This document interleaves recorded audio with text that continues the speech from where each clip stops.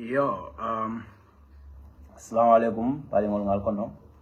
So I will be doing a live discussion here today. Main topic UDP, just UDP. That's going to be the main topic of discussion for me here today because I think that is everything that is trending right now in Gambia, one way or the other, has to do with UDP, and that's the party that I support. That's the party I believe in. So therefore, I think it is only justified for me to talk about the Gambian issue in the context of UDP, because UDP is one of those political parties that I believe, in fact, I believe it's the only political party right now in the Gambia.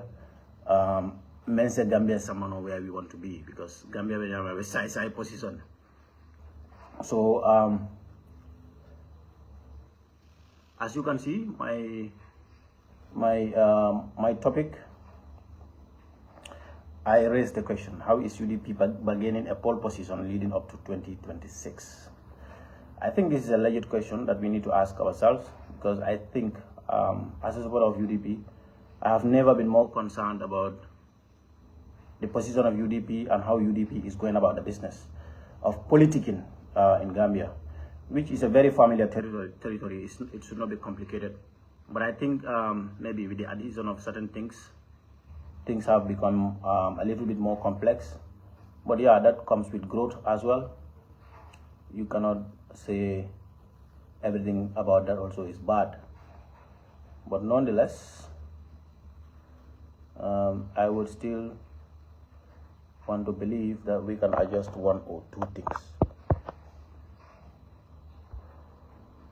Yeah. Okay, let me just go straight to the topic. So if you are listening, if you are watching, you can just share. We move on. I cannot continue sharing. I will be distracted ultimately. So left time kachala jang. Kuma me bebe kere biring Mamadi Kurang amay pensula, because I want to finally talk about these issues and perhaps from my point of view to lay things to rest. We cannot continue this conversation. I personally believe UDP is not benefiting from what's going on right now. But Oman Balika Tonya, we can say Tonya Amanjere and Tangamira Tonya Home and Javada Wolam Kamul Hadai. So what I decided I'm gonna do a video, because Banasalo can Amanjere and especially leading up to Banasalo. So if you think another mission Lajang, you're probably getting me wrong, and I mean completely wrong. I just wanna come here, I'm gonna view for, and it's gonna be detailed. I kid you not, it's gonna be detailed. And but amana jang mola kuma motivate kana jang manna mo baindila manna mo hadanyila. Honest opinion as a Gambian, because before UDP I'm Gambian first, and you have to remember that I will not forgo Gambia for UDP. I will not, and that's not to say my support has deteriorated or anything. That's just because I'm Gambian first. Gambia agenda bitanyame. The vehicle to join is UDP. That's why I joined UDP. That's the whole idea. The idea is not it's not a cult, and I'm not saying anybody said before UDP cult led. I'm just saying the whole notion of politics is just like it's a battle of ideas, okay? Ita believe tanyana and that believe tanyana. So one of the core principles or one of the key ideas might sound controversial to you, but that's Wanlifa, and that is a fact. So maybe it will help you understanding not just Wanlifa but other people. Naje Melvin Boda UDP. I will respect Melvin's right to leave UDP, because freedom of association is a fundamental right. So, and a fundamental right, these are not just rights that are enshrined in our constitution. These are rights that are enshrined in, treaties and other international legal documents that we as a country signed up to. It is almost like we don't even have a choice. We have to embed these things into our domestic laws to align with international law. So if somebody decided he's gonna leave, that's fine. I will never. I take it upon myself not to criticize him, because you have the right to leave, you have the right to join, you have the right, just like you have your right to enter your country. You have that same right to leave if you want to, if you deem it fit. You have the right. So I will not waste my time on criticizing something. But the circumstances, maybe we are going to look at that as a whole. So science and embedment. I will go with the hard one first. Wolem as a UDP supporter ngamen feel ko wala caring. Wola ñu ko UDP na ba ñama ñenta pole position. Yalang nibe tubabol ka of pole position. I think it is grammatically correct like that, but niya jibe pole position mo moneti. Ya bondi dame wala ñu ko ni moto race be caring. Bare moto do ka soto me yalang ko wala ka lo ñaato ni race be kala. Aka ko ka Maria deserve la position ay advantage le soto ay lo ñaato. na lota nyaro ñun do katarate ko madumani so pole position mostly men lota je atla ka win okay especially na mari bedara ba baraka tara fen win follow I fen deserve so what na also so tefe UDP leading of 2026 we have a pole position and then pole position on how are we beginning that right now I think mantra on the right course because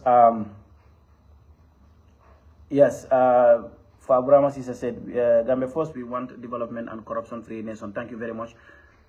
Fabrama, I just want to acknowledge not just your comment, but all of you that I am following and monitoring comments, and then inshallah I will try to respond to some comments. But I just want to stay focused. I will just try to make my points, and then along the way, I will be glancing your comments here and there. So and again, this is pretty much my last major take on all these issues. For the past 3 years, UDP has been distracted by internal politics and mainly flag bearer. Flag bearer la UDP la main issue me alon ko be diam ko wala e kon fele nabu me bortana sangi sama e kon jay nabu la wodi ma bortana lay no ka bude mariage wala e fen ko la lodo online ka bude wala bortana.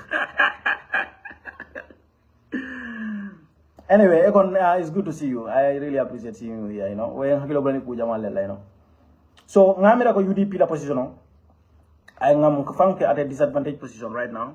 Wala kita nyidi ko na fengo be atata na signing flag bearer. Unfortunately, UDP la political be atata na kita flag bearer isulati. Biring Gambia la bang for online. Position me dia mo membe be kering ni UDP mamanda drong.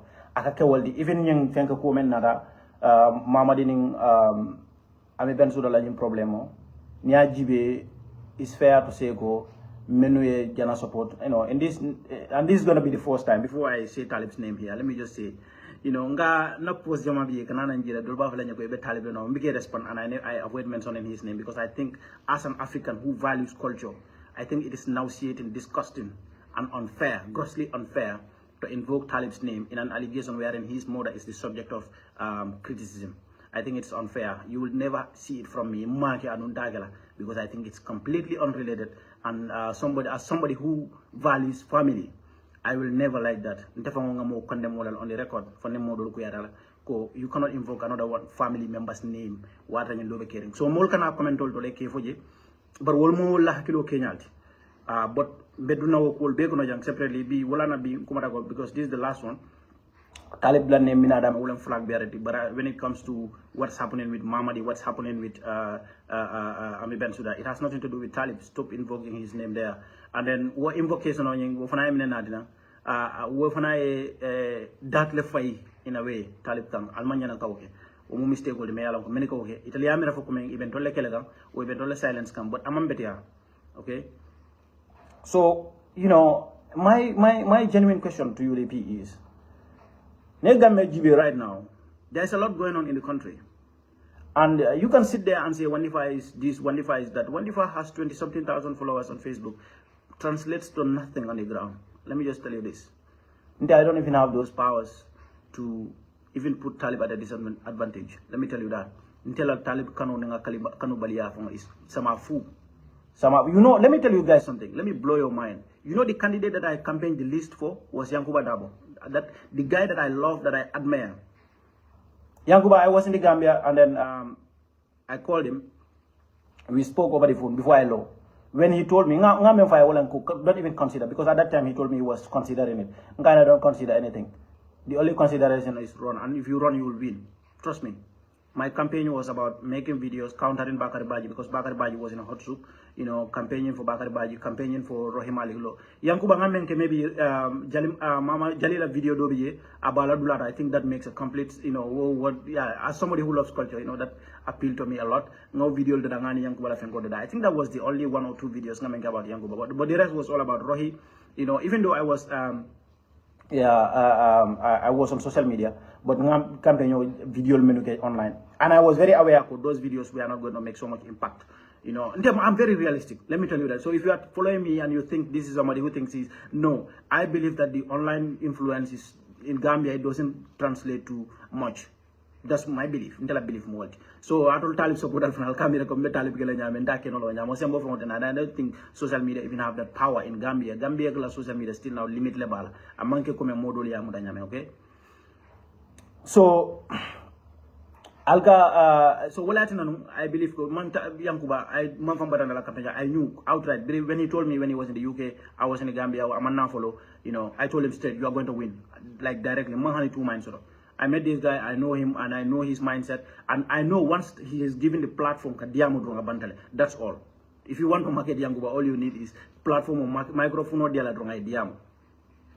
Yeah, he's a real revolutionary guy. So woman believe the atela code man 2 minds of man and I campaign yoga kore nembe Gambia of course mbula normal maybe in that nimbayo nyolga interact here and there not of nasi but I will not campaign for him because ngamira ko I will lose la or Yankuba is going to win, trust me. Hana Lora Kotege, he's going to win in West Coast. That has been my belief, and still now that's my belief. And in more contest knowledge, he's just simply going to win. People know it, they know it. So in relation to Nanyang Membebe, Diamol Membebe killing,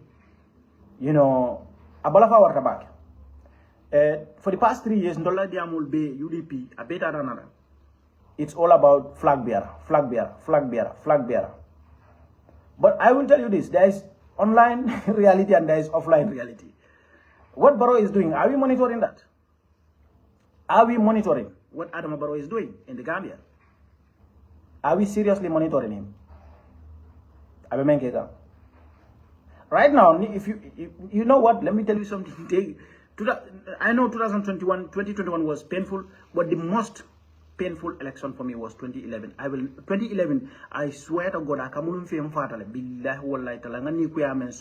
even though I was young, ineligible to vote, but I will never ever forget that. 2021, yes,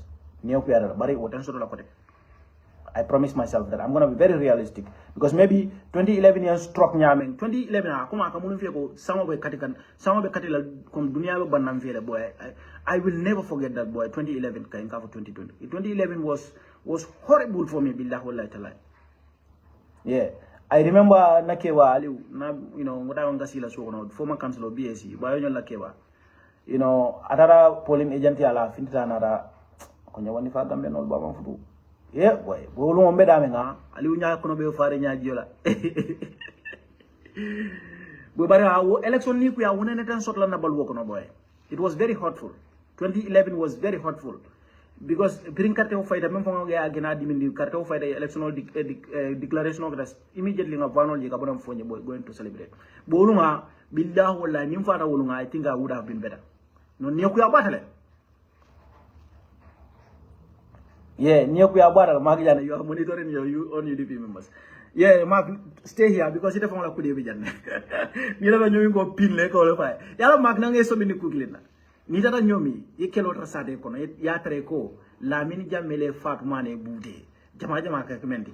Akata Fatumane in 11 Jambi Canola. So saying, Jaranka Luntana Sade, Fatumane Laminmane Bula, and Jaranka Luntana. Jaranga lunta wonata say wala nata daji ka dolong la koto akaba murla lamin mane kan di following bi kola na ni raje wata wata ka kirimba solo moy UDP kutamaje ko do ma fay he ni na UDP to nyaate yaaje ni karabu men bebe kering ndiamo men bebe kering alaji be who were here during the struggle and be mo steps lekata kawol suppress yalla nda believe ta ko gilen believe ta ko alamal la fi nakarola belief bata wala la way sa fundamental principle belief tamena ko alamal la fi nakarola anda baka nakaro fasa ñi membebe keri ñi diamo membebe keri mol me yalon ko 2021 e malon fanko UDP tibe ngondo imalon 2016 before 2016 imam fem ferendin kalamata UDP ime daka UDP kudo ifata UDP le fereng bi kandol bute wala lay kola ñi Gambia kono e ñi online ni Gambia online wo guys minority ano UDP nyande akil tula jede baring ni ajibe mol boda pati okono iman satisfy min yalon ko e meta je umu case study that UDP men boda pati okono itara for whatever reason umu case study that UDP munebe caring UDP for all botano umu case study ko di Another case study mendi bi mbe muna kela pour ka election on ka win. Election on ni ba win na. Number one, you have to forget about the conspiracy of election of Sunyale. To nyala mo ndefa moya jelo with evidence ku carte o Sunyale la bayo sonko video post ngat lañ video reference la mais alon ko evidence lem kayita ni ko Musa Drame be registration ki kala sukuna and it was unfair. Will be more evidence of election Sunyarolti. But scientifically, if we are preparing to dislodge Adama Barrow, we have to forget about that theory and look at the data and come up with an approach. But the approach cannot be, are we going with Yankuba Darboe or Talib or Lawyer Darboe at this initial stage? It has to be a holistic one. And some of you, like for this is a tell all for me. As long as this matter is concerned, Janim Banasalo, because Banasalo, what of Nama for the Malef can do on your Torani, Yomingol, Nina online, Magana Javasino, Nina and Kenyo Torandil. And to those of you who think I hate Talib, I'm gonna tell you this today. And I don't want to be repeating this. I want the Fasane. The ideology and the ideas of and the values that I subscribe to. I am very anti-establishment and status quo and elite. If I view you as somebody from such a background, I have this tendency of not appreciating you just on sight. You need to convince me. Because it happened as a whole, Momo Bodeje always a no. So that's my commenting me not supporting Talib. It's like an ideology. I don't subscribe to the status quo establishment and elite molundatije. You know, the territory outside of the elites and the status quo is beautiful. Go and listen, Gambia, to Kemo Party when he was speaking about the environment and recycling. Yes, status quo establishment more. They never come up with a solution. Mayalonko is going to be unique. It will remember nunje. Ikaw tentendi. Bare domorinya membe kering no. Nimol ko domoro ke marala o marala be tentenna nimol ko bulbale ko be tentenna bari ka flo ko ngo ni bulu mara bulo ni bulu ba bulo ke di nga domoro ke marala dino man balan ko di how about nga ko jaro fanan tribe how about ya fo la dalina ke domorende no status quo mol bu ka njibe andum wondo keri o ado ya bata fati kunanga dinimba bara kuma kende jaman le fo me alonko politiko ko non te ndefe. It should be a learning point for every one of us, and we need to put our egos aside and learn from that kid. You know what he said? And this has been something that but I'm going to give him credit for this. The Gambian tailored solution, will explore. Gambian tailored solution. You know, some of the things men have discussed in the past, because we don't take a Gambian tailored solution. So nimoluka fogo nde as a matter of principle and ideology, man subscribe to anybody who resembles the face of the status quo, elites and establishment. But that does not mean I dislike X, Y, Z. Imanke kilingoti mbadi. Itala political ideology bebule dola political ideology babulu. Mamadi Kurang is a capitalist. Ya fahamle. PDI is a socialist party. The friction is almost unavoidable. Class is just a matter of time. In the first place, but it's just a matter of time. I'll explode at some point. It's no. So these are political principles. We need to educate ourselves. We need to understand. Anunte, let me tell you this. I live in Yaya Jammeh's Gambia. I have been a victim of the establishment and the elites, while I never fall victim directly of Yaya Jammeh. I'm going to tell you here a story, a personal story of mine. This man, who has been a member of the Jawara regime, after the APRC dislodged the Jawara PPP regime, this man relegated himself to Nesan. And I'm not getting distracted. I'll go back to this. If you follow Wandi Fasane, Muka more criticize Mentamida Lamin Kababajola.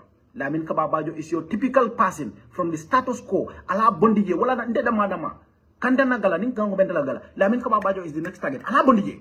Ala Bondije Nafatala. Very useless. Lamin Kababajo. Muka Harimunya Kona Jibeul. Ala Bondije.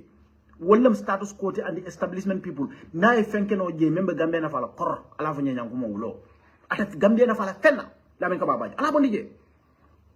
So the establishment people Nimari Yenyul Bonino Jawara time. I think from what I gathered about him, I'm trying to avoid his name here because Mba use kind of as example in relation to my personal story. I want to make a case here. Amari Justice Bagariko, no, Bagariko, capitalism in Socialist Party is just like you and America to take a leadership in Russia. Even you know. So, this person, Abodaman Jawara regime, at one point he was third in command in the Gambia police force during the Jawara era. So, but it was just easy for them. These people controlled the system for a very long time. It was very convenient for him to come and lead the Gambia Athletic Association. So as I was there, you know, I'm not to brag, but I was one of the best athletes out there. I was representing my country. You know, I've been to competitions many along merit lane somebody because I qualified. I have not been chosen to go anywhere. In that competition of Memela is because I ran a time, Mealongo is international standard, and I have been invited. But look at what the status quo people did to me. The establishment and the elite people did to me at that time. Because Gambia boxing, football, basketball, hockey, Iranian sport me along more concentrate back here. Ika multale ki tul ki sama tamola. So tamo finte de yento bandel store for no reason. Tagon jidem be malela de nyum ko lu ku kelato la jak. So biri yento bandi for no reason, for corruption obviously. It was a journalist. It was a journalist who brought my issue during a press conference where I was present. This person was present, and he was asked, "When the first time ran this so time, and he has the qualification to go to the World Youth Championship, why is his name not on the list?" I will never ever forget the relief that I experienced at the time when they restored my name on the list of Gambians that should be representing Gambia in Donetsk, Ukraine, to run to compete at the World Youth Championship in 2013. My name was taken off the list by these elites. They were going to sell that space to somebody. They were going to sell it. And it was just because I hid behind a journalist. So I'm just trying to tell you, little Wandifa never fell victim directly, but was a victim of these so-called elites. And they have done this to us many Jamalam. This is what they have been doing. So, of course, since that time, I've been to college, I've been to university.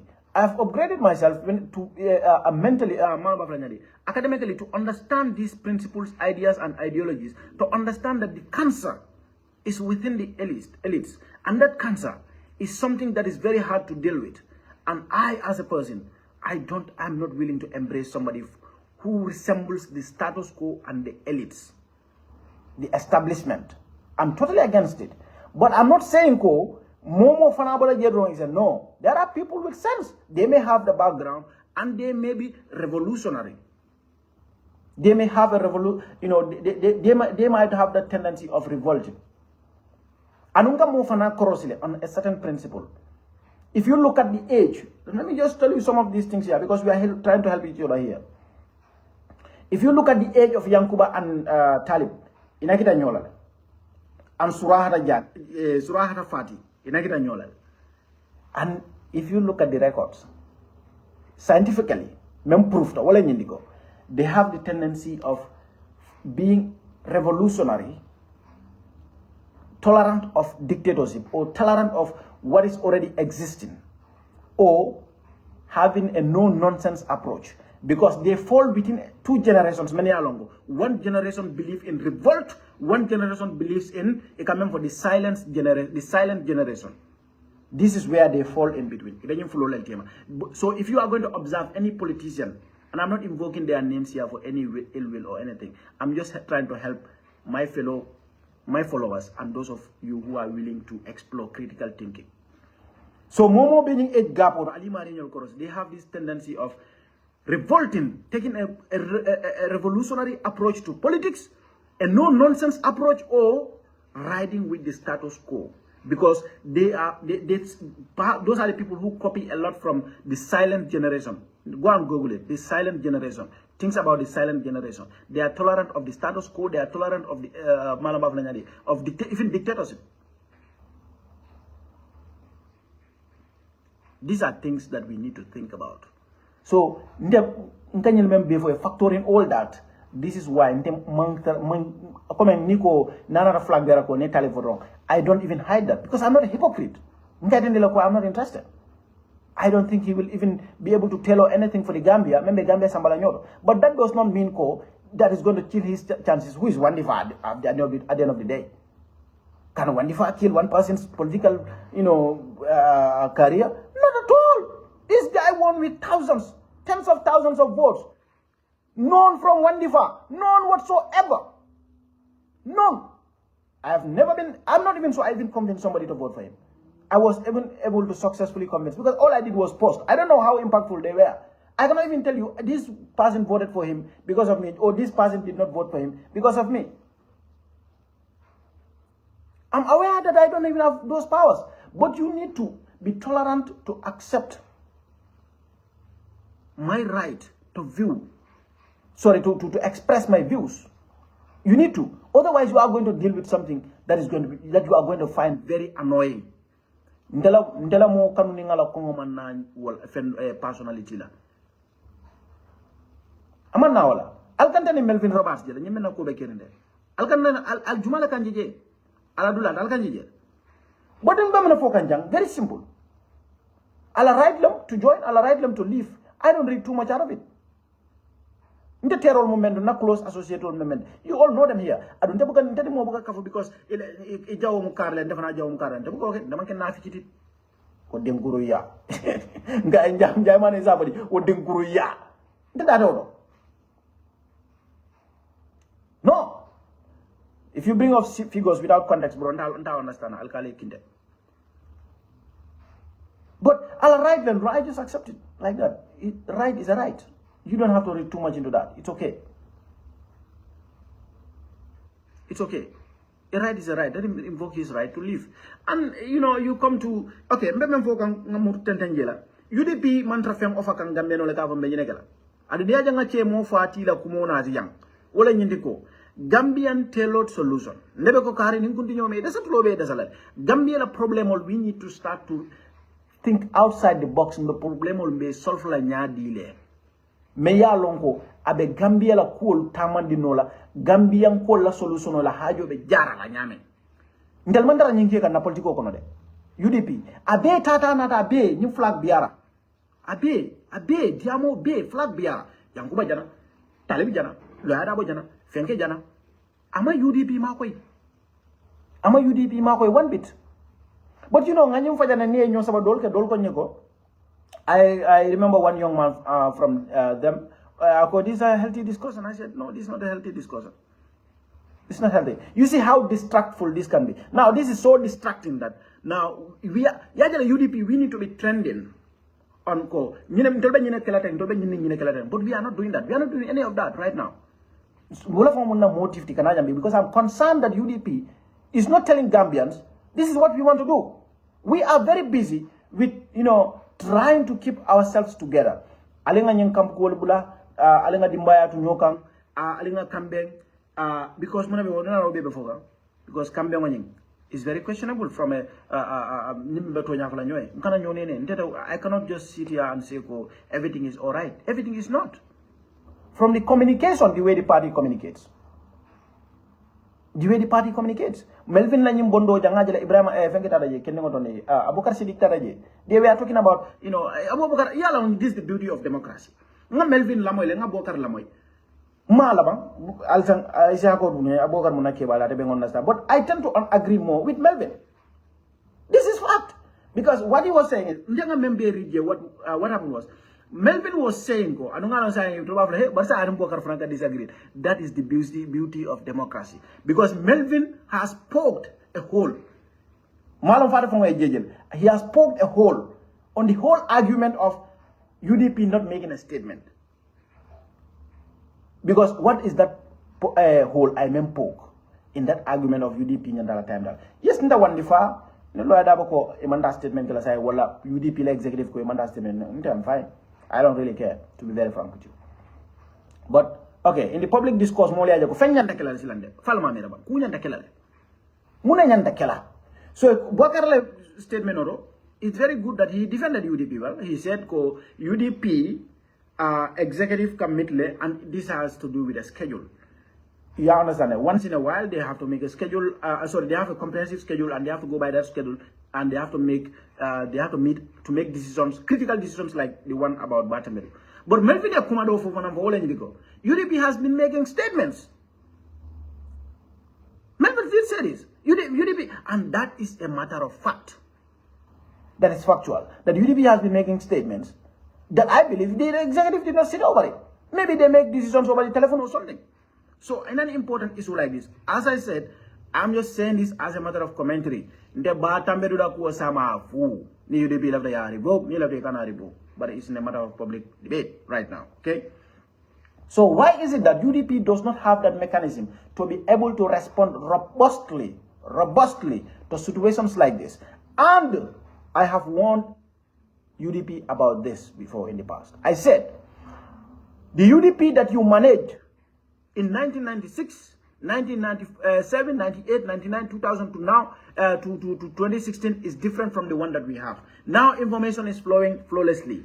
If you do leave information gaps, those gaps will be filled by those who have bad intentions. If you leave a gap, Alman Diamo, Alman Fembo, you know what they're gonna do? They're gonna fill it with because if a topic is trending, I manage so many social media platforms. Everybody who follows me knows this.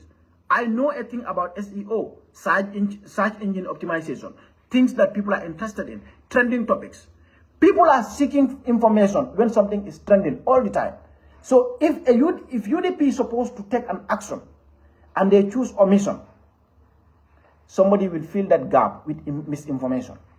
And information that will not be essential or helpful to UDP. And when I was saying this, I did call out Alman Fandintal that he's a disappointment. I'm sorry, I'm going to be straightforward with this. Almame is one of those young lawyers, or let me say lawyers. You are living Tombong there. Tombong was statement on mensa you already know you cannot even tell. Tombong is writing statements everywhere, left, right, center, and some of these statements I will come here and tell you why I think they are wrong. Almame Funding Tal, who comes to UDP, may along go and lawyer. They disappointment on multiple fronts. A lawyer may along go a platform to defend UDP unprepared. Many times I got a platform unprepared. Our PR is not in the right direction. Alkakal information void bula nalia bula mon le ba feel will be na bad information like feel le because bata medula nyum felenting kuno Melvin le clarification o kala dron mo be nada for Gambia newspaper news outlet for the first time nga menye malam for yakeno ya kumandika interview because apparently a ban nominate men na mga mansi.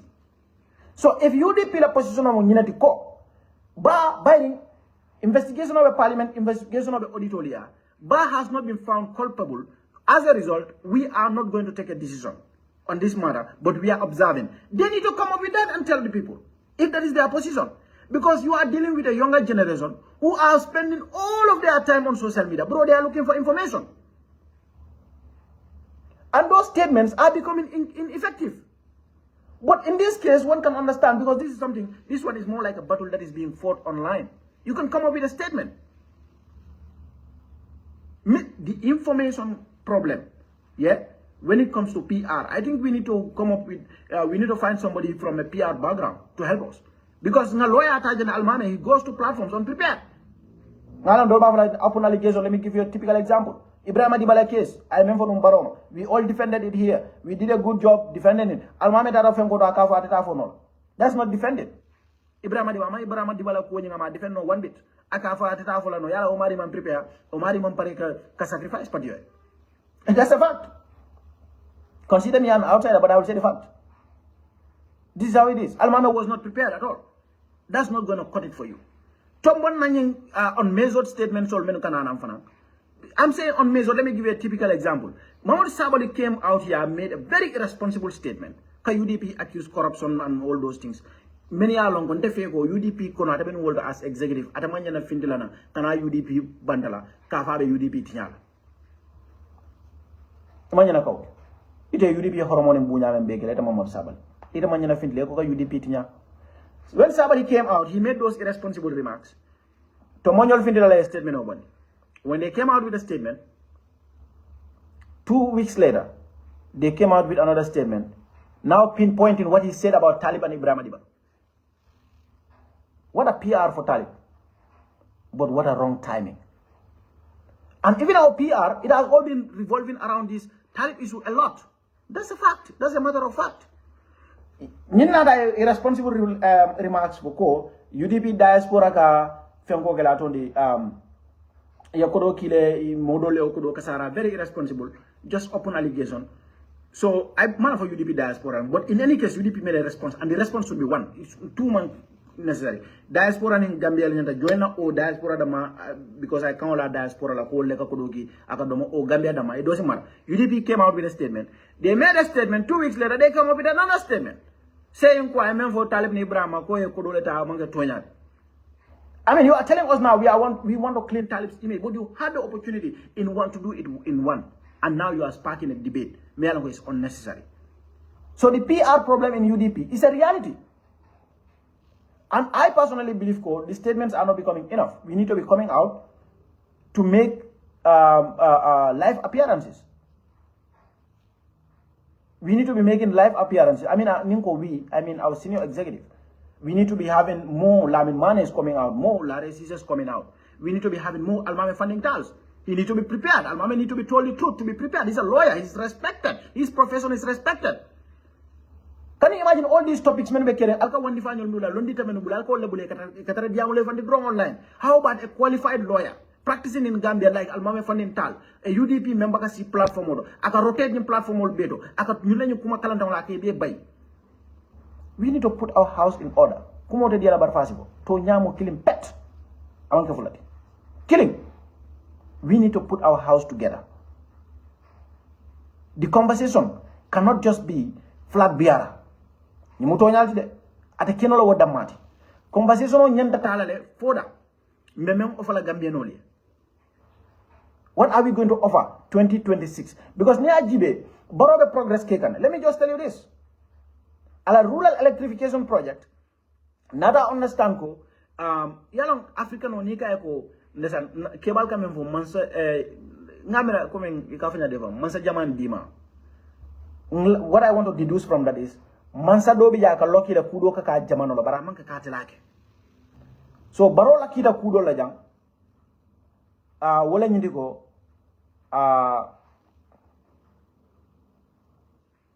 Bakar, thank you. Ngela commented le. Thank you. Baro lokita kudo wala nyindi ko electrification project dola me yalanko Guinea Bissau, Senegal, Guinea Conakry, Gambia le dental. So project ko nak wobe impact sur la base Gambia because ntal no kisi le nata lonko man ka ta fon la initiative ti. Umu Africa la sub regional body ning project ko lelti woman ke baroti. Adu ye Gambia noje ndol wolatina ndefam kunun I was asking somebody nta ko yenda gele when I was in Gambia I wasn't officially a UDP member. Nkata meeting wala do baranka YouTube meeting men attend back munana wala men ko mo foko wala nyidi annual UDP annual to le keno ni na rabbi kama buka fonko teda video ko dol jibe be dawda be ni na dawda mi tal sa de ba ko election wado fana I do go every time from 2011 2006 nga bekel campaign nga bekel manda tola ngare benno fo nyela ni na non kombo olbe gra nyala so but man men to kumo foga why is it that UDP is not doing those things? Because Gambia la political nyinga crowd you must be seen with crowd, but the last attempt ngamen je UDP ba try kan crowd bondi was when we Talib went to Farafenye. I don't know how big the crowd was, but we need to be going around the country amassing crowd. Okay, OMGV. Okay, that's the Babun Boydan. Thank you. That is the name of the project. Maya Longo. Kuranya ndabola nang Guinea Conakry labe Bayru dole be Guinea Bissau. Kuranya akabona wol. Ya sa mangi alam barola initiative today. Africa la ngol be la project wala. Guinea Bissau Guinea Conakry Sénégal Gambia min la ba projet ko mbele dendal ma jana mbaro fon tata no jama me basi fenke fana ngala projet ko dol folole Umar Kanuta baraka ba Umar Mbalo akatuzala o projet ko because it's a critical one. So what project ko la dungo ni wona tanan wo be electricity yaja sante ya polo lo dulal do tare. How are we going to counter that narrative go? This is not like barola be nyinke kanale adu silo fana kananan ne silo fana kanana silo me yalla kamanke adam baro la silati de adam baro kanyi silo men fon sila do ko diara kay na tulse chuñen sila do ko diara baraman sila jama do ko adam baro silo men do ko in fact you know I wish I was in Gambia mol ba mi ram manken there nimbe Gambia b mol ba mi I can tell you this I can do a lot of things nimbe Gambia biya de na baro au ku gala na be soronda nimbe Gambia ra ke gula Yebaro la ñu fengol jere Lamin Jame, thank you very much. We appreciate that. Adam Baro la ñu problème project Jama be keri. Adam Baro fo project ko menta fo ya ka fo ya scam je la fal molo I Jama bi je bi Gambia more than 20 road construction companies wala be Gambia I Jama bi je ke sila furi ngol da ni ata fo project ko meniti ni adila Adam Baro silo do kula la siyo ni satem bena ngai urata mbita ñu len no ma ngi document fay mul bandira la journaliste la munti iko malo ka fanya di le fen ko mo ato budan kono ka fanya di don diara kuto e tetal billahi wallahi ngoy nimbe gambe adam boro ben sorona ala folt be dawoda mba be document la le nga be fasare nga be lankina ma molye mol yalla nyinka mo nek corruption do fanke ko be video I don't know if it's necessary pour nga fajam maybe alsana club land scandal the latest scandal in Gambia me yalla ko nyum ko mo men findi da mamadi ding fenke de wala official very critical corruption scandal very critical OMVG abaraka OMVG ni manyin OMVG counter ani baro silol menu do ko defon sila baraka ngol menu be Gambia OIC bar OIC fa complete altala ministane UDP altala interview la moy imam OIC ndesal hanisa Gambia project ko ka OIC la almo korosije project ko fo be start kan sa ne mena go be OIC la kono because ñu be ños ka mo mena Gambia sera baro bulolo baro ndel ka ñu fo en ko ye bulolo ikoto molu men beje skamal lam ide mira OIC Gambia OIC so ko mala fo 20 ile gelle fa mba a pusim da sanji kile sanji fula sanji sa fo bi project ko ka Gambia ka fo OIC lam isalo wala ko OIC was a failure silo be do ku kan Gambia men ya lon ko sila kendol men be barakare ngol mo OIC le bar OIC fana fo ngalon ko hani sila dala courant filo le nyanda lala no nje no belon courant filo le nyanda alla nyum courant men be sante wol be nyanda jilale ta duma pay pol to filol kono duma la wol be nyanda kelale ima be keno nyama boroy so tar jamal le soto adin telefonal nyanda fintila UDP ko ngam fo na men talking point bo men de bi nyanda start la ka fo gambe non tol be men ofala ani ni national toll me yalon ko mol kam fanal nin ka fo balige UDP alal sembo ta le ka fo bondi nyinga mol ma ko le ya jabiringa adam baro tombong the first thing that we did na samba tolla mfa nim fe wulta tubano nka bele fo Seni Marong, I hope you will be like Detective Derek. Nimfe wulta Trubano ni wala wuta nanko kabin komba na mol ko da men fet mo be yalan ko ye UDP sembo so wala do fon convince kuma dal nga kafu wala sembo kaita in politics is nothing, it's good, it's normal wala na benyi national toll fo kan ñu be mu kulle de me yalan ko wol ñanda tarakeri na wol ma ñane kala to be kar délégué la na national assembly fu me ma furu me ko mol me respect UDP me dama to nya fo la jambi de ha men dia da me na gisdaf bare mu ko ta bare ngana tonya fa say bare banna sa lo kana sila banna sam nyaddo malaf ka moto pen ngana tonya national assembly members they are not respected alkane ki kada banko to ya ndola banko to ya ndola patio to ya mol me bunya we see them as people see them as opportunists this is the fact patio alala pati alpha kallankil mudali cigal ngata ha nga banko be ya diaspora yi kafunyoma yal makoy ngata nga banko be yayi nga sembo itandi idim baro ka ketan yalon dalil le be je me yalon ko figol ni man rambul nde buka mo record but ngasa fero kenole ni National Assembly member dole ben na fa mari fon ko we need to speak again because I need the data. Okay, Pastor Sabri, if we get the data, you keep quiet. if you don't get the data, you keep quiet. There is a data, it's a very disturbing data may I indicate go.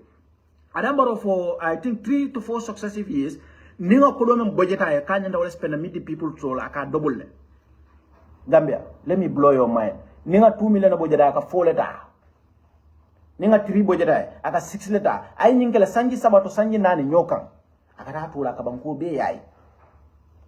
Nata raje ay ñing atakol men be ke loya dabala ka be ke jelto ay ñing atakol men kuma bal men be be fo UDP ma ka be ke jelto nka fond wol ñaje men ñim foka wala ñini ko banku be to ñing is also expensive yes to ñala wote opposition dum aka kolea but it's very necessary ñanta wol commencer la I don't even know but ngalon ko ika akela because I know the status quo mol those are the people I call the status quo people. Musa Faris, what is your position on grand coalition with other political parties? I'm all for it. But I cannot, you know why? Because Gambia has the Sierra. Esafal will be a political party. Esafal, they should respectfully join us without asking too much questions. You don't have the political capital. But being here for Esafal, he's going to see himself as something. Because he's trending online. Miracle, you know, he Nadia Amdala Kumulka Finiam MPP got respond. He thinks he carries some political weight. Is he going to swallow his ego and join us? Because UDP cannot also afford, after all these years, you go and rally behind somebody, may along go motabul. You cannot do that. Me okay, be party dimol company. Isa is educated, eloquent, and likable, just like Ndefong I like Nyame. But is he the only person who can lead? No, he's not the only person. Wala nandelaftanum kabrinunda kafumana. Halifa niya korosi. Ibajala, he doesn't seem to have a problem with a lot of things that are going on in the country. He's just trying to tell us that we need to have a new constitution, and that's it. Halifa is pretty much disinterested. Mama Kande, there's a scandal hovering around him, or allegation hovering over his head, because he's potentially joining NPP. I'm all in the card debunk at the farmer. So who are you going to trust? But if the chance comes, UDP should take it.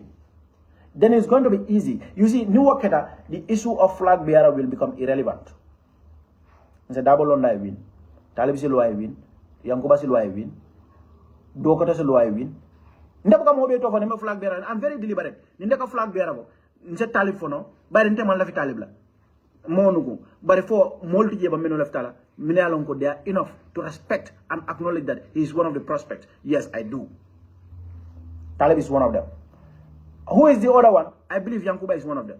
I believe Lamin Sane. Why? Because Lamin Sane has all the qualifications and the integrity he has showcased when he was entrusted with public office. In that context. So I'm not your ordinary UDP member who goes out throwing words. Some people I believe they are just unqualified and should not even be on the list. The standard has to be high. Hello guys, hello. Yes, Talib is on the list. Yankuba is on the list. Lamisana is on the list. Nanyan Chona, Yalamate is overqualified. But of course, Yalamota you know, Nakalaf. Well, they are also qualified. Lada is the same thing. I believe he's very, very qualified. But as far as come public domain, you know, Molga Menufol, many along they should be in serious consideration in Dawo Bodajika. We are talking about Talib, Yankuba, Lamin Sane, you know, and the list is not as long as some of you want it to be. I'm sorry. What the Alba go to Langele. Ndonga baradro nga mobe to file blaro camera ko men ko be ye nyala bi dro ka fay rocket tam ko ke bakar ko ngana doy do muna ne ko ngana doy do ba yalla doy jumale doy disrespect ibu jallo yalla ay lo ada wala hormanta ya jam struggle waro la jindi mala mo be high school la ba ako lo ada bo ako mu fem gold ako mo julol di yalla be gabi ko dabo jula dabo sanka jula sakata ngana ni wa tarante bula bula ako aline o jibe wala line jul mu julol le wala mo jo yanni no abo skandalo ngana dara doy ma ako halifa sallamu fen golli ako mo social mo kalti no ibu jallo Ibu jallo nyen ke waye wale mo masura ako Halifa Sallah ako mo social worker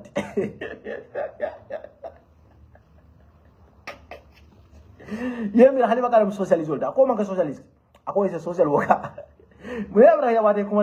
so to answer your question, brother, I'm all for coalition. In all fairness, I'm all for coalition. I think coalition will be one of the things many along. If we are able to secure sufficient coalition partners, I think the question of party flag bearer will become irrelevant.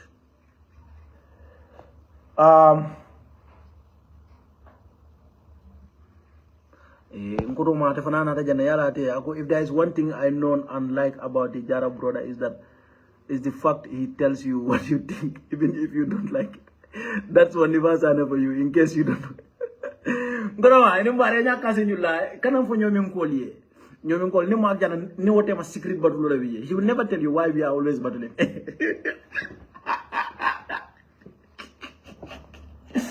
He will never tell you. Mariana will never tell you why we are battling. We are fighting a secret battle. He and I knows. What I believe, I don't care. You come and me and I don't care about a lot of those things. Because let me tell you one thing. The guy that I love and admire, and I think he has a revolutionary mind, Yanks Darboe. Today he can become president. When if I will still be sitting here, and he will not even get a call to State House. You don't believe that? I am very aware of all those things. I'm not one of those things people may along go. I think Yankuba will be Gambia's Boro. Nalman Darboe Samanano, for whatever reason. Because Darboe is here to make it clear. I think he's going to be the Boro, or the ultimate Boro. That's what I believe. Okay? Because I know he's not going to bed with these mafias. The mafias will be running for their lives, bro, if you give them Yankuba, the status quo. But if you bring somebody who is already like a businessman within the system, have all these business partnership and relationship with the establishment, you think that person is going to fight the establishment. It's like you telling me when if I come to Facebook, like, punch yourself. I know I can punch myself right now, but it's going to be harmful. I'm not going to do it. That's it. You're telling somebody to come from the establishment and come and fight the establishment. You don't do that, bro. And if that distracts us, UDP, from going after the main issue, that is to tell Gambians, and I am saying this as a Gambian, because we have not been telling Gambians what we intend to do for a very long time. We have not been coming up with Gambian tailored solutions for a very long time. We need to be telling people this. Yalong minananta sila la kanyulfo. I remember Ale Posino donat no UDP Kafai Mamadou Sabali. Sabali, the first post that I made about Muhammad Sabali, I said the timing was wrong. This guy has seen UDP for a very long time. He refused to join UDP. Lundola Ngaje Ibrahima Dibaye Abulongra Asamba. Daboya. But publicly, any other information, publicly, it's like, he was sending the signal that one day, this will be a UDP man. He refused to join us. Until when the commission recommendation came against him. That Mamadou Sabali, he is the biggest killer of the UDP paper. I can call the 5-point agenda of former member. A lot of Janako is a copy-paste. Mamadou Sabali. Nkomba attack la ko ikomu hasidolti. Ntemo mo baindelaldi. Ntemo mo jelosirim baldi. Ntemo mo hasidi baldi. Galal mo nyilo nyimu posinolti. Mola UDP manifesto. Ngamenda da ngo 5-point agenda. Mama Sabal ko loda ko mu copy paste. So say memem foka wala nyino UDP practically. Yajele nyim theory ni nyim femol be they don't fly.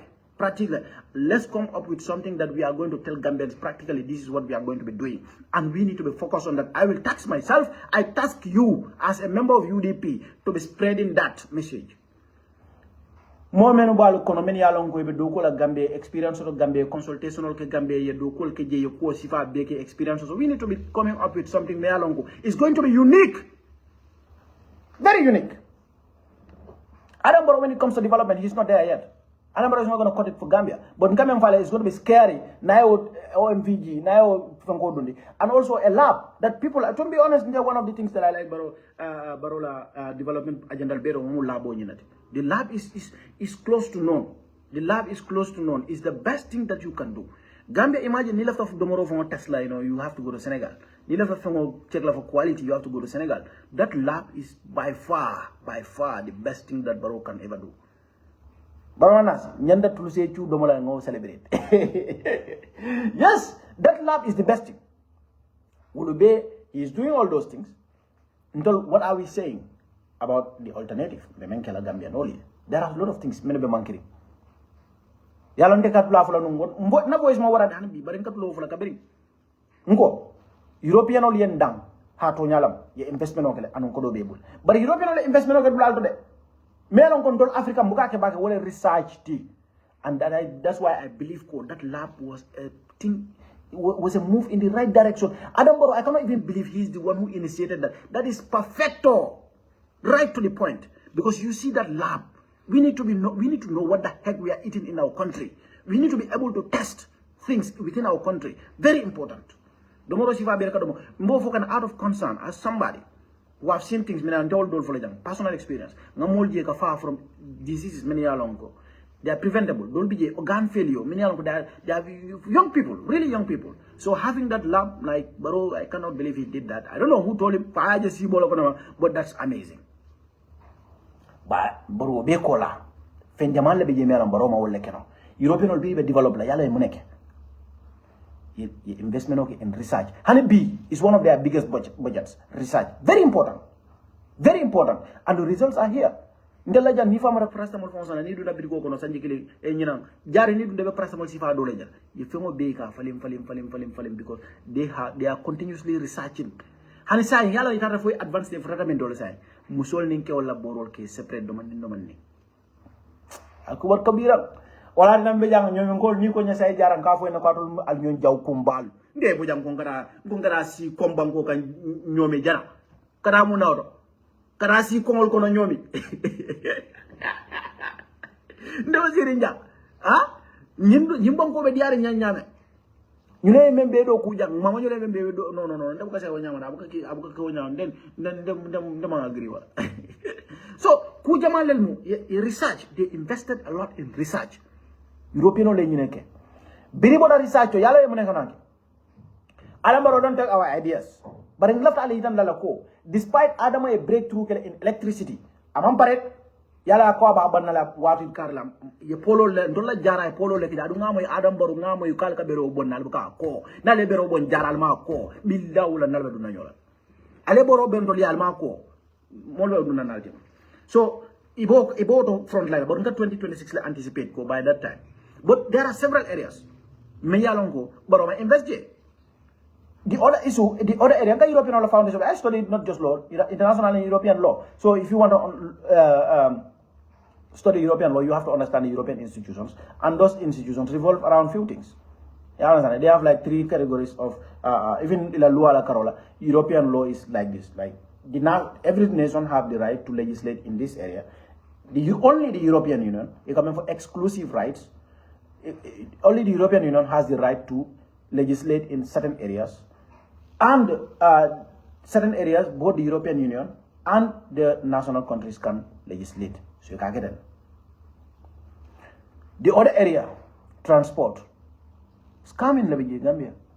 Femmankeje. Ada baro fankeje.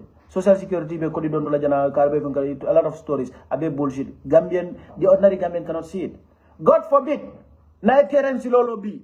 He's not talking about it. Can't we say we are going to do that? Na terrain o bondi Gambia biya be kala mbul problem ot sa saba no idea do because Gambia there's a lot of land to maneuver pour kasilo bondi terrain o modern still kono I watch a video of Austria from 1890 something ibe tramol bo bor kasilo ga about 100-200 years ago, 150 years ago, more tramol boring. I'm not na banjul barat berkamatema. Tramol de taraborkan no side by now. Why? I mean, European investor in research. Ibore research ni muna samanyola. You got transport and communication. Alim fahamle. And communication. Communication na karolani bi Gambia. I don't remember internet. How is it going for you? Yeah, understand. So there is a lot more things. Baroma Menge, we still have room to maneuver. There is a lot more things. Baroma Menge, we still have room to maneuver. And yalam biri bodo on the sambadi ngita akili mai naramono European naramoneke. Iko, there will be free movement of people, goods and services. People, goods, service and capital. Infenano, iko nyimbe tamala European olda matemale. Free. People, goods and services, and capital.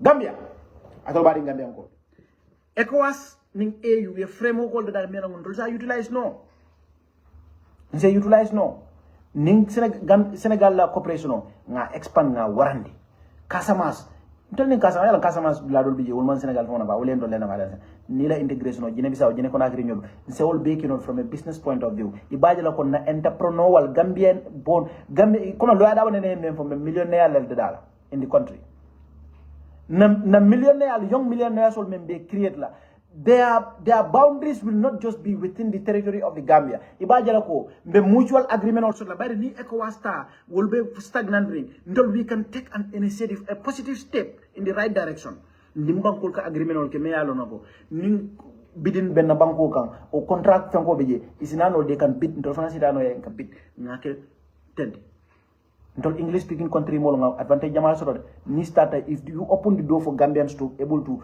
secure contracts in Guinea Bissau B badi hey na baye ñol mbe nya kula bro mbe nya kula mbe million bondila we can negotiate all this we need to be creative there's a lot more things that we can do so I'm here today as a Gambian telling you these things cool I support your the United Democratic Party but I think we should be doing a lot more a lot of things much better than we are okay ku jamala bi je me yalon nyanda wala tamandila ku jamala bi je me yalon ko mfe ko mbe ko male wala karola and there's still room for improvement Adam Barrow tan mbe kelano Adam Barrow anya so another 50 years la ko be do bi abe kudo mira kam biya fe ko ube tamala sanza wala kelan atawta manino and let me just say this ya man for me la bana kay video kun lo ka share separately corruption allegation of the Ministry of Health. I don't know. Nimen sa say no. Ya say. Because ngajele modol ye a video kele ya say but ye very important part le to koma. Me along go left the context left go highlight do man din. Wala munti. Banjulu ma fi ado le ngam fale status ko molde family member le dunta ko. Ye million tan nane ne lulu ne manyina ñina da silam do bandi la fa kilo la fa bara ben yon tan nan nem yo la kasara ya kasara men do wala ñindi ko aluna je men topi ko foka wala ñindi ko ndella man sakunda they need to respect us a little bit because neñen topi ko jibe Adam Barrow la government yemenge positive very good excellent but munana yow step ta they took a step but why because the World Bank is involved World Bank ko do fit.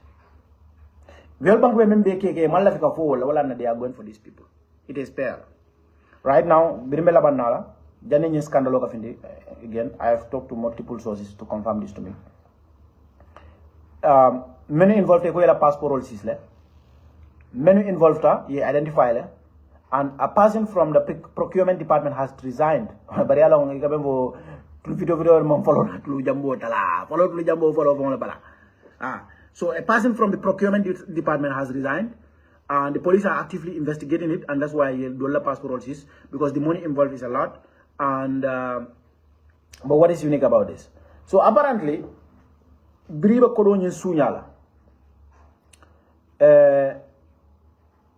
World Bank rep nying ni was it World Bank World Bank la rep nying na mena Nigerian American olam ini wala kona fa docteur samata ñol mambeter iba korondore ne e lafta no fenna la afaka ambulance o dole assemble before Independence Day as part of the independence celebration e lafta ajila ko ambulance o lena by that time ambulance na mena tanina ni manyina ambulance of na okay the other good thing that the government did was they have grounded the vehicles these are all positive steps towards investigation but munante ne ñuluke because the World Bank is involved. They did not do this because in the name of transparency and accountability. You can call me opposition for that, but I don't believe that they did this because it was the right thing to do. I believe they did it because they think World Bank is after their throat. Because apparently World Bank left a kodo befinde. So ko nyanda nyade. Morol nyiko ye ground, okay? Ye morol nyiko ground sanda. Ko nyingra nyade. Iye kaitu wala dada jadi World Bank la iko sulata morola. So in order for Moro yin nimanyana 6 or 7 million plus or minus o ma fangol la ngamoy World Bank ya approve la so moy ñing ko indi approve tale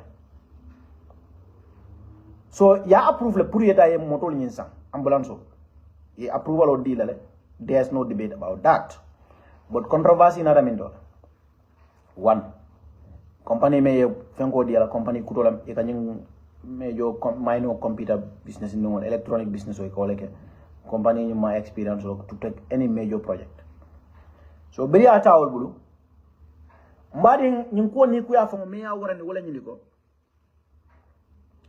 e ko bring ye bidin ye tenda ñing ya yele pour mo lela bid sol nati for everybody to bid iko CFAO was one of the organized companies many along ko they intend pour ka final left ka ye contrat ko ya dila yela bidin kela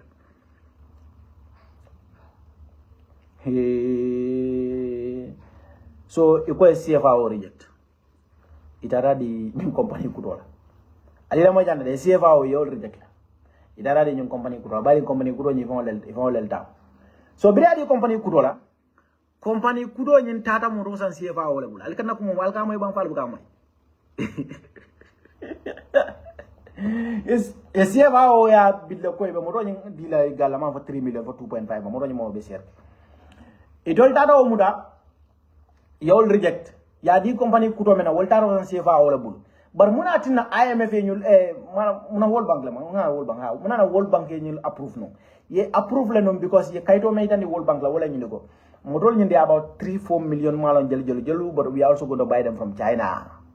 We will import the cars for China la from Dolamba because some people they like to come after you for some minor details. I don't care.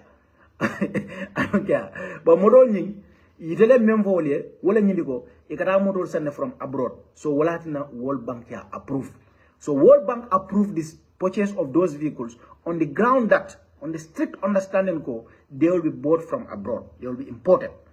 Imanna import itata san CFA wala 3.5 million, thank you. So inara iko double price ya double le inara da 7 yawol kayto bal but ye 7 ka kayto bal wadam na minana IMF ya World Bank ya approve wala ya approve ñina kama ko iko be moto sana ba outside fine wol mambala so idara moto san CFA o nga wolle likiti ngama drama ko nango yawole yes ko kolo basindi ko rawolta ital ni menu dara bidinna yawol buute anu wole kodi ningo kodi bale wole because mo wol bule wol was wala dila solo wala mu dol ka fo authorized dealer ne but in any case what is clear is they know how to get those cars for cheap, those vehicles they know how to get them for cheap. Wol na agree ko ibe about 3 million or so ibe moto ni nat no wala there about plus or minus itolu la 7 moment ayo de bari tole kuma balel fo safa kayto bala wuli yalu inila procurement officer lu ikoto ba ngoto bonin la nyana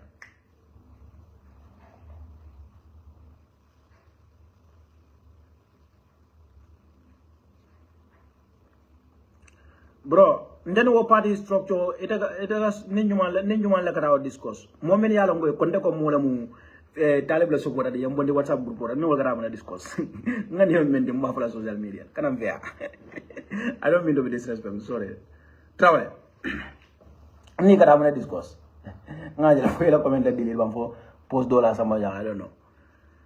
I don't mean to be disrespectful to you. You can say what you want to say. I don't really mind. Tabuka mola views suppress ni man neng time. I don't mind. Criticism or effect. Obuka mori yang jamban doti.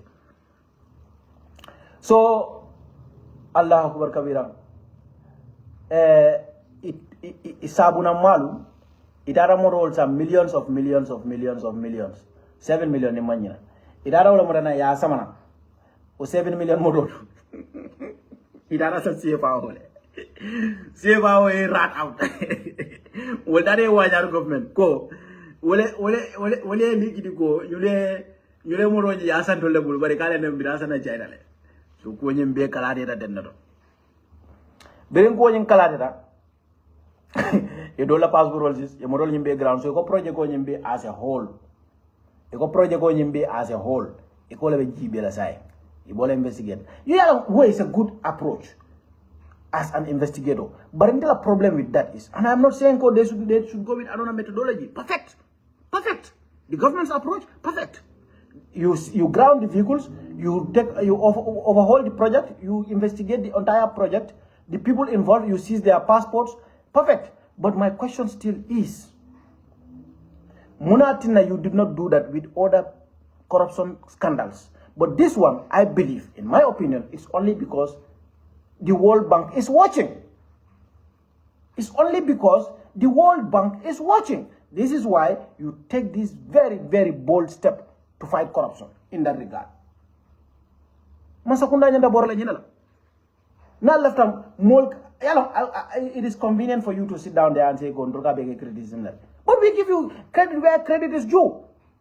We don't give a damn. We don't give a toss. Bari ngalon ko corruption scandal kile jana minalon ko AG Chambers ka file filter je ala dula. O manga to nyare ba. AG Chambers iko fa file filter.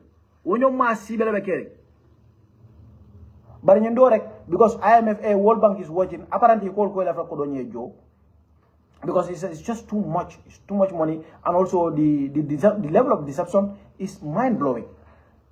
So as a result, ibe investigation okay can for a gala passport also. Yalla nako jom criminal because there information on mention. Ala le ala mo to bare ngame moy wala ni ko do ni ya sela dollar account ya transfer to dollar account dribe ko do ni talal they met in America, the people involved.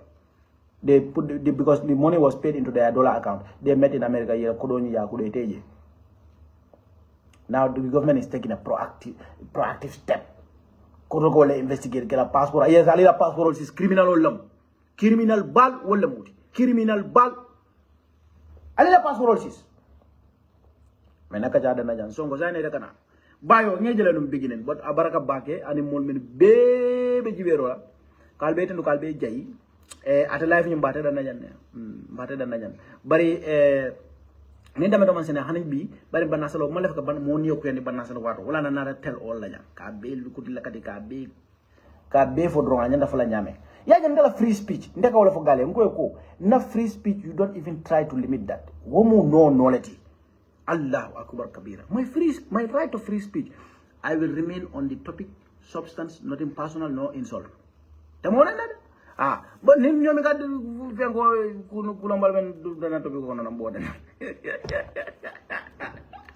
ñomi ngol kola no insult no insult at all but substance ning fuka ku de tay Gambia is everything ndol Gambia no le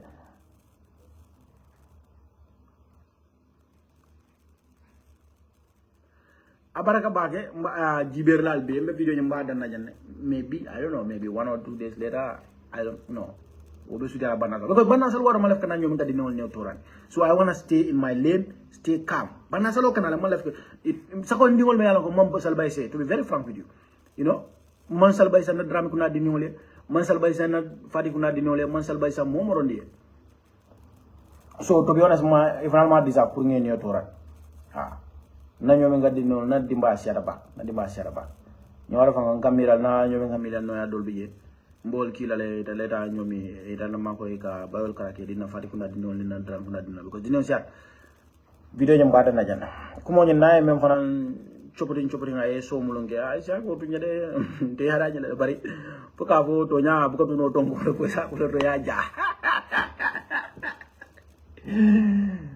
ala baraka baage